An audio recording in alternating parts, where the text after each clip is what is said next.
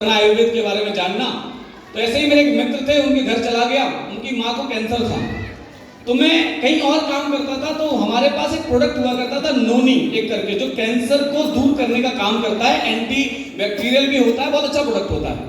तो उसके घर में AWPL हमारी कंपनी का एक नोनी नाम का प्रोडक्ट रखा हुआ था।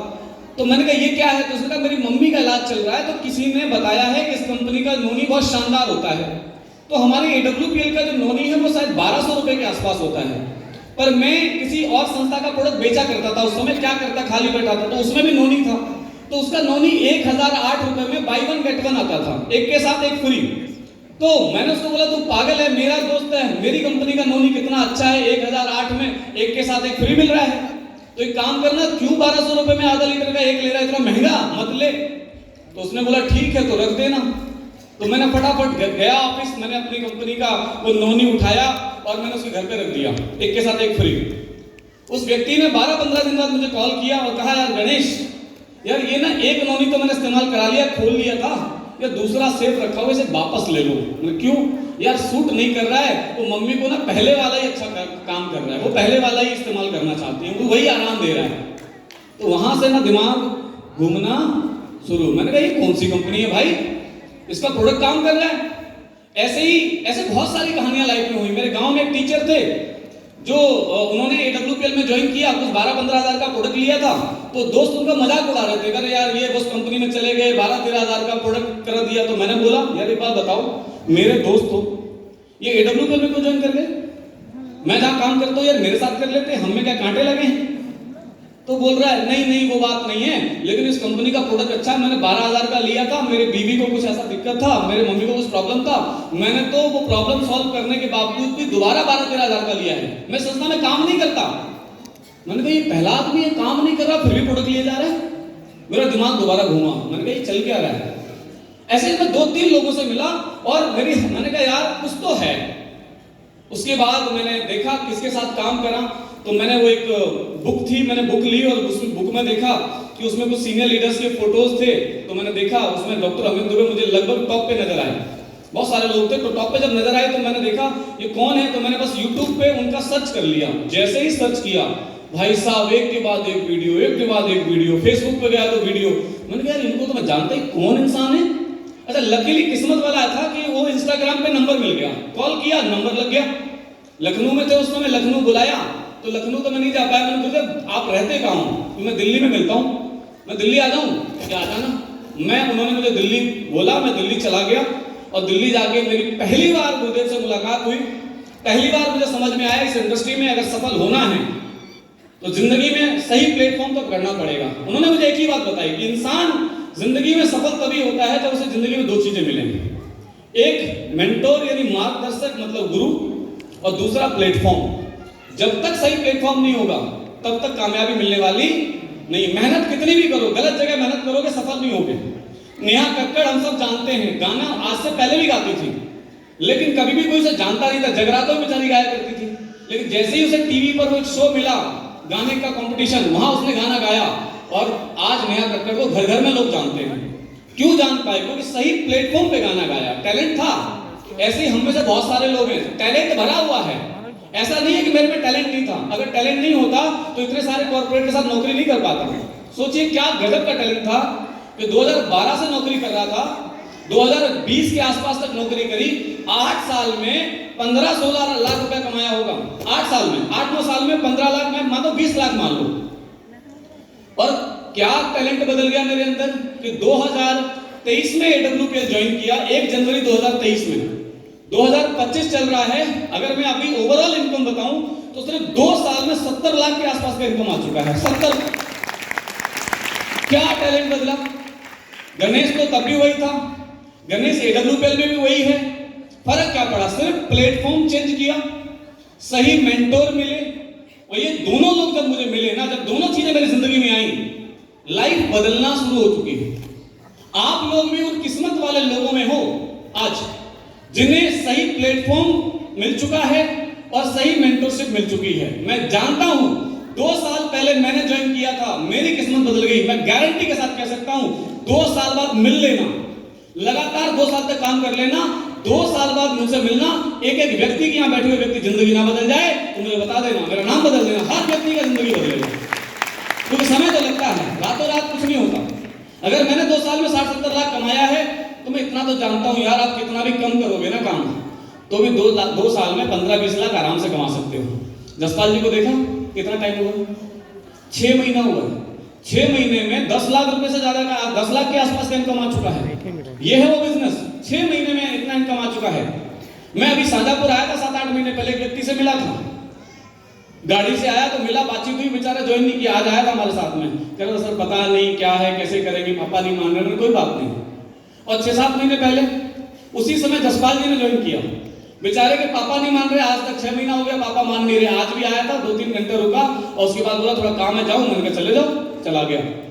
वही जसपाल जी थे जो 6 महीने पहले ज्वाइन किए।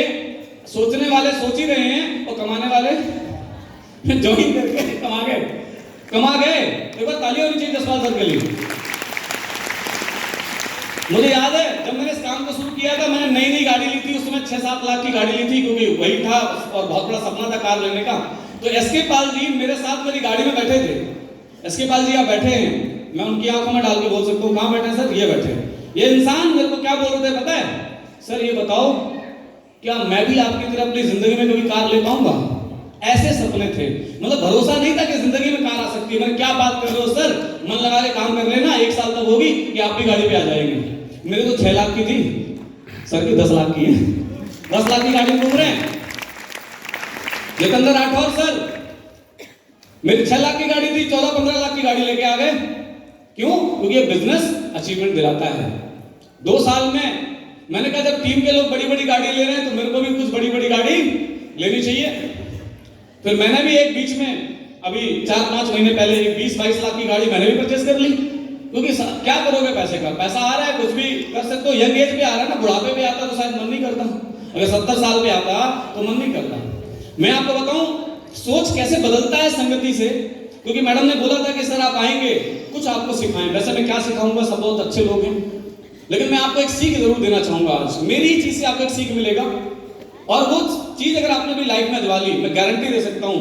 मैं आपको बस ये बताना चाहूंगा कि सोच कैसे बिगड़ती है और सोच कैसे बनती है। रियल बात बताता हूं। घर में इकलौता था, माँ बाप डरते रहते थे कि पता नहीं क्या करेगा क्या नहीं करेगा। मैं पढ़ाई करता था तो मेरा एक किडनैपिंग अटेम्प्ट बच गया था। मुझे एक बार किडनैप करने की कोशिश किया। हमारे यहाँ जानते हो ना इटावा का माहौल क्या होता था, कुछ साल पहले बहुत सारा कुछ चीजें होता था। तो ऐसा एक किडनैपिंग अटेम्प्ट बचा जब मैं 6ठी क्लास में था। और पूरा ओठ फट गया था और ओमनी से गिर गया था, बहुत कुछ हुआ था। तो मेरे पापा ने घबरा कर मेरे को दिल्ली पढ़ने भेज दिया कि मेरे चाचा के पास। मैं चाचा के दिल्ली चला गया पढ़ने। जब मैं वहां पहुंचा ना, वहां जब एडमिशन लिया मैंने 8वीं क्लास में, तो एडमिशन का मामला ये बना कि वहां के लोगों ने ये बोला कि लड़का गांव से आया है, और वैसे भी गांव का लड़का जो कभी इटावा नहीं आया वो सीधा दिल्ली पढ़ने के लिए भेज दो ना तो एटमॉस्फेयर डाइजेस्ट नहीं होता। तो मुझे वहां के स्कूल के लोग चढ़ाने लगे। मेरी भाषा भी गांव वाली थी, अब तो चलो सही बोलता हूँ, कह रहे क्या कर रहे हो, माने नहीं, मतलब इस तरीके की भाषा हम लोग यूज करते थे। तो क्या था कि वो लोग बड़े हंसते थे मेरी लैंग्वेज से, दिल्ली वाले लोग बड़े मुस्कुराते थे। और लोगों ने बोला यार ये तो गंवार है, गांव का गंवार, देसी गंवार। सबने बोलना शुरू कर दिया, टीचरों ने भी मजाक उड़ाना शुरू किया, आसपास मोहल्ले वाले मजाक बनाते थे। क्योंकि आपकी भाषा बदलने में टाइम लगता है। जब साल भर सबने गंवार बोला ना तो मेरे मन में भी बात आई, यार इतने सारे लोग बोल रहे हैं, झूठ थोड़ी ना बोलते होंगे। आपको भी तो लगता है ना, जब सारे लोग आपको बोले तुम नहीं कर सकते, तुम नहीं कर सकते, तो मन में आता है ना कि यार जब इतने बोल रहे हैं तो झूठ थोड़ा ना बोलेंगे। मुझे भी लगा यार इतने सारे लोग बोल रहे हैं मतलब सही बोल रहे होंगे। तो मैं भी ना पूरा गंवरे को उतर गया। मैं क्रिकेट खेलता था, पढ़ाई से मन उचट गया और नतीजा ये निकला कि मैं 8वीं क्लास में फेल हो गया, 8th फेल। आप में शायद ही कोई होगा जो 8वीं फेल हुआ। कोई है मेरा साथी जो फेल हुआ है? अरे वाह, एक भाई साहब है बस।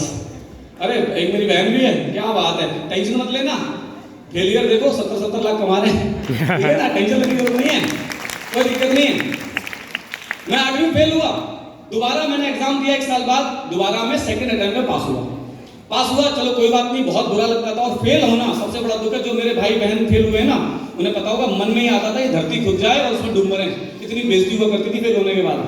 जो लोग 7वीं क्लास के थे ना, अब 8वीं में आके मेरे बगल में बैठे हैं और मैं 8वीं का 8वीं में रह गया। बहुत मतलब उस समय का सबसे बड़ा दुख वही था। पर कोई बात नहीं, क्या करें, फेल हो गए, आगे बढ़ेंगे। फिर मैं 9th में गया, 2 साल बाद 9th में पहुंचा और किस्मत देखो कि 9th में भी लुढ़क गया। जब 9th में लुढ़क गया, फिर 1 साल बाद फिर 9th पास करी। तो मेरे जो चाचा थे उन्होंने मेरी मम्मी को बोला कि भाभी इस लड़के को गांव बुला लो, मुझे नहीं लगता 10वीं 10 साल में पास कर पाएगा, क्योंकि जो लड़का 8वीं फेल हो रहा है, 9वीं फेल हो रहा है, 4 साल में 2 क्लास पास किया है, वो लड़का क्या ही पढ़ेगा, क्या ही करेगा। 10वीं तो बोर्ड है दिल्ली में, और कठिन चीज है। तो देखो जितेंद्र सर की तालियां होनी चाहिए, कितना ध्यान रखते हैं।